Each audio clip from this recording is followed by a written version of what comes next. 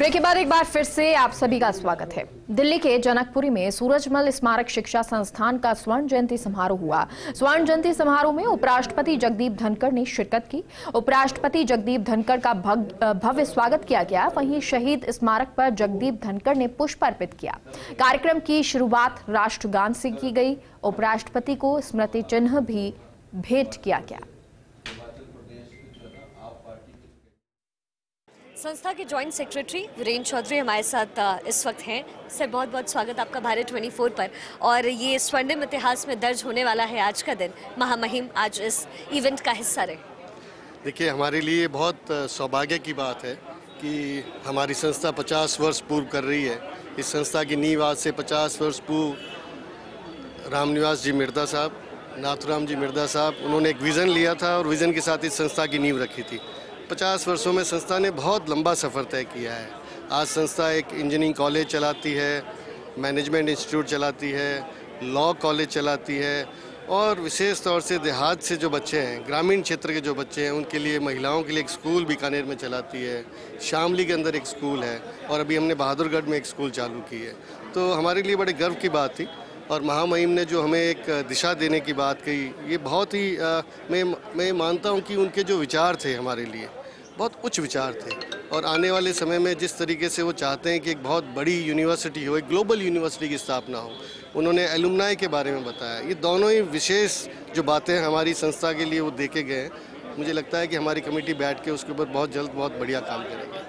महाराज सूरजमल का भी उन्होंने जिक्र किया अपने पूरे स्पीच के दौरान, और जिस तरीके से एक संस्था को आगे बढ़ना चाहिए, एजुकेशन में जो चेंजेस होने चाहिए, जो बदलाव होने चाहिए, उसका भी उन्होंने जिक्र किया। देखिए, ये एक बहुत मैं कहता हूँ बहुत कम लोग इस बात को समझते हैं कि बदलाव आवश्यक है। और विशेष तौर से अगर किसी महान पुरुष के याद में अगर कोई संस्था है और वो शैक्षणिक संस्था है, तो हमें इस बात के ऊपर बिल्कुल ध्यान करना चाहिए कि change is a continuous process.